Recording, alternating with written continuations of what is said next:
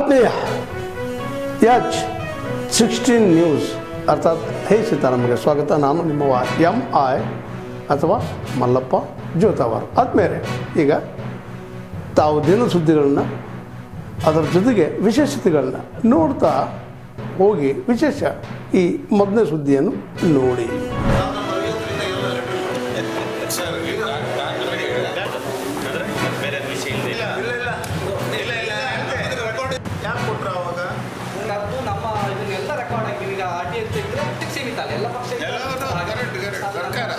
ಮಾಡ್ಲಿಕ್ಕೆ ಸಾಧ್ಯ ಉಂಟು, ಸರ್ಕಾರವೇ ಮಾಡಬೇಕು.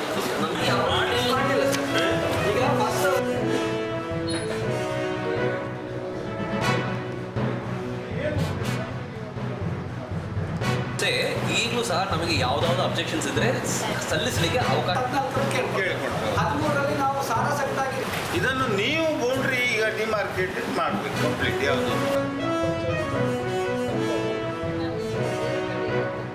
ಹೆಬ್ರಿ ಉಂಟು, ಹೆಬ್ರಿ ಅಂತ ಹೇಳಿದರೆ ಅದಕ್ಕೆ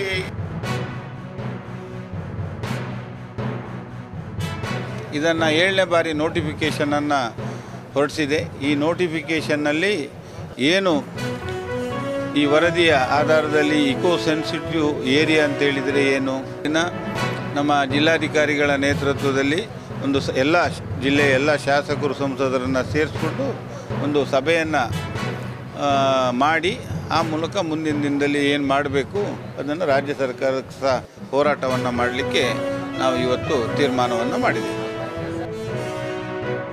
ಾದಾಗ ರೈತರದ್ದು ಒಂದು ಪ್ರಶ್ನೆ, ಯಾಕೆ ಅಲ್ಲಿ ನೋಟಿಫಿಕೇಷನ್ ಪ್ರತಿಷ್ಠೆ ಬರ್ತಾ ಇದೆ, ಯಾಕೆ ನಮ್ಮ ಕಡೆಯಿಂದ ಉತ್ತರ ಕೊಡ್ತಾ ಇಲ್ಲ ಅಂತ ನಾವು ಯಾವಾಗಲೂ ಹೇಳೋದಿದೆ. ನೋಟಿಫಿಕೇಷನನ್ನು ನಾವು ರಿಜೆಕ್ಟ್ ಮಾಡಿದ್ದೇವೆ, ಕಸ್ತೂರಿ ರಂಗನ್ ವರದಿಯನ್ನು ನಾವು ವಿರೋಧಿಸಿದ್ದೇವೆ, ಇಷ್ಟು ಮಾತ್ರ ಸ್ಟೇಟ್ ಗೌರ್ಮೆಂಟ್ ಕೊಡ್ತಾ ಇದೆ. ಆದರೆ ಎಕ್ಸಿಕ್ಯೂಷನ್ ಲೆವೆಲಲ್ಲಿ ಬರ್ತಾ ಇದೆ ನೋಟಿಫಿಕೇಷನ್ 1, 2, 3, 4, 5, 6 ಆಗಿತ್ತು, ಇವತ್ತೀಗ 7th ಬಂದಿದೆ ಅಂತಲ್ಲಿ ಹೇಳಿ ಇದೆ. ಇದ್ರ ಪರಿಣಾಮ ಅಲ್ಲಿ ಒನ್ ಸೈಡ್ ನಾವು ನಾಳೆ ಏನಾಗ್ಬೋದು ಅಂತ ನಾವು ಗೆಸ್ ಮಾಡೋದು ಕೇಳಿದರೆ ಅವ್ರು ಮಾಡ್ಕೊಂಡು ಬರ್ತಾ ಇದ್ದಾರೆ. ನಮ್ಮ ಕಡೆಯಿಂದ ರಿಜೆಕ್ಟ್ ಹೇಳ್ತಿದ್ದೇವೆ ಬಿಟ್ಟರೆ ರಿಜೆಕ್ಟ್ ಆಗ್ತಾ ಇಲ್ಲ ಅನ್ನೋದು ನಮ್ಮ ಸಮಸ್ಯೆ. ಮುಂದೆ ರಾಜ್ಯದ ಅರಣ್ಯ ಸಚಿವರು ಮತ್ತು ಸಂಬಂಧಪಟ್ಟ ಹಿರಿಯ ಅಧಿಕಾರಿಗಳು ಹೇಳ್ತಾರೆ ನಾವಿನ್ನೂ ಫಿಸಿಕಲ್ ವೆರಿಫಿಕೇಷನ್ ಭೌತಿಕ ಸಮೀಕ್ಷೆಯನ್ನು ಮಾಡ್ತಾ ಇದ್ದೇವೆ ಅಂತ. ಆದರೆ ಇಲ್ಲಿ ನಾವು ಇದನ್ನು ಸಾರಾಸಗಟಾಗಿ ವಿರೋಧ ಮಾಡ್ತೇವೆ ಅಂತ ಹೇಳ್ತಾ ಒಂದು ಜನರನ್ನು ದಾರಿ ತಪ್ಪಿಸುವಂಥ ಕೆಲಸ ಆಗ್ತಾಯಿದೆ. ಇದನ್ನು ಭೌತಿಕ ಸಮೀಕ್ಷೆ ಮಾಡಿ ಯಾವ್ಯಾವ ಗ್ರಾಮಗಳನ್ನು ಹೊರಗಿಡಬೇಕು ಅನ್ನೋದನ್ನು ಮೊದಲು ಕಂಡುಕೊಳ್ಬೇಕು. ಆ ನಂತರ ಉಳಿದ ರಿಸ್ಟ್ರಿಕ್ಷನ್ಗಳನ್ನು ಯಾವುದನ್ನು ಕಂಟ್ರೋಲಿಗೆ ತರಬೇಕು, ಯಾವ್ದು ಬಿಡಬೇಕು ಅನ್ನೋದನ್ನು ಮುಂದಿನ ಹಂತದಲ್ಲಿ ಗಮನಿಸಬೇಕಾಗಿದೆ. ಇದನ್ನು ರಾಜ್ಯ ಸರ್ಕಾರ ಶೀಘ್ರದಲ್ಲಿ ಕೈಗೊಳ್ಳಬೇಕು ಅಂತ ನಾನು ವಿನಂತಿ.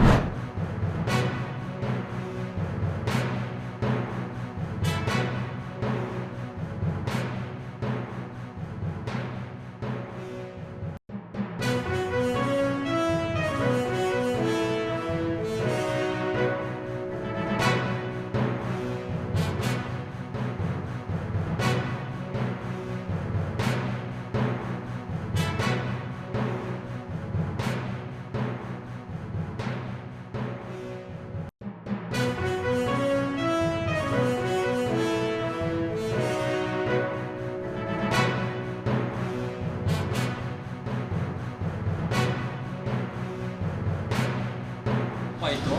ಈ ನಮ್ಮ ಹೋಟೆಲ್ ಮಾಲೀಕರುಗಳಿಗೆಲ್ಲ ಸ್ವಲ್ಪ 100-200 ರೂಪಾಯಿ ಕಮ್ಮಿ ಆಗಿರೋದ್ರಿಂದ ಗ್ರಾಹಕರಿಗೆ ನಾವು ಎಲ್ಲ ಇವಾಗ ಸ್ವಲ್ಪ ಕೊಡೋಕ್ಕೆ ಆಗಿದೆ.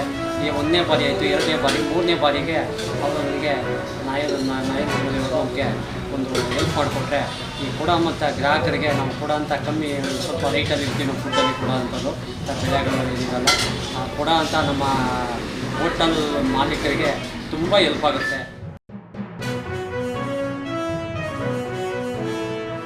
ಕೇಂದ್ರ ಸರ್ಕಾರದಿಂದ ಏನು ಬೆಲೆ ಏರಿಕೆ ವಾಣಿಜ್ಯ ಸಿಲಿಂಡರ್ಗಳ ಬೆಲೆ ಏರಿಕೆಯಾಗಿತ್ತು ಅದು ತುಂಬ ನಮ್ಮ ವ್ಯಾಪಾರ ವಹಿವಾಟುಗಳಲ್ಲಿ ತುಂಬ ನಷ್ಟವನ್ನು ಅನುಭವಿಸ್ತಾ ಇದ್ದು.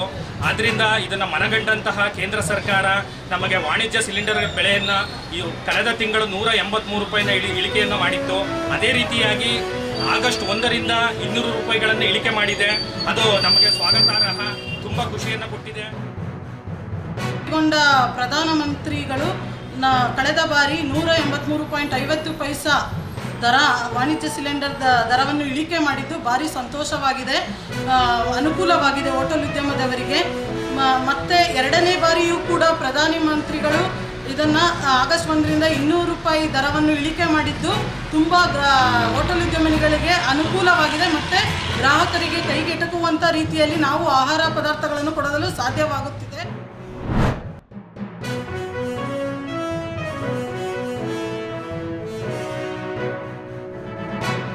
सदन में नहीं चाहते, लगातार उन्होंने अपनी डिमांड बदली है, एक के बाद एक. पहले उन्होंने ये कहा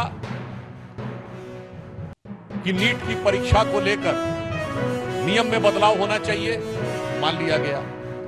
कठोर कानून बनने चाहिए, छात्रों की मांग थी, वो मान लिया गया. कैबिनेट में भी प्रस्ताव पारित हुआ और नया बिल भी बन गया.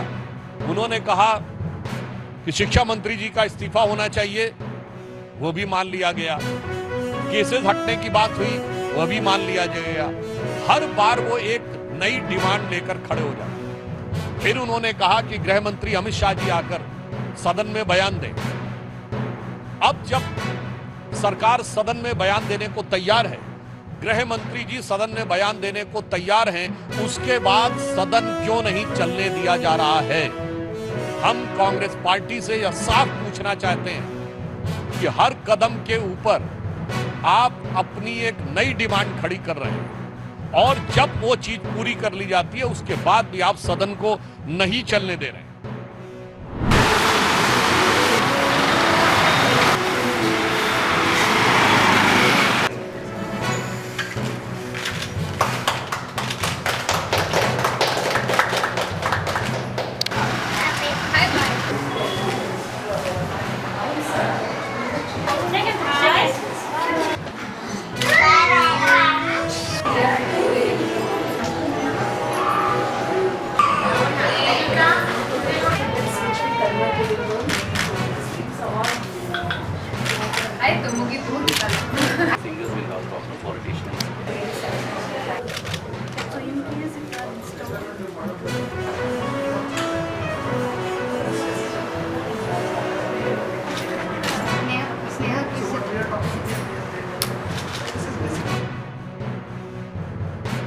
Hear from you, especially given where we're at today with the whole digital realm, where we're moving so quickly in artificial intelligence.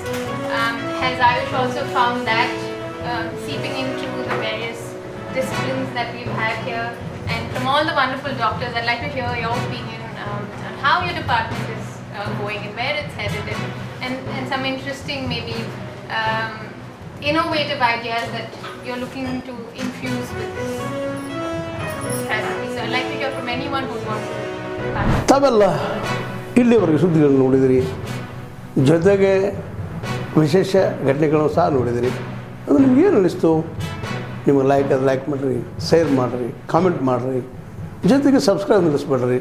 H16 news ಅರ್ಥಾತ್ ಸಿದ್ದರಾಮಯ್ಯ ಸತ್ಯದ ಕೈಗಡೆ ವಂದನೆಗಳು.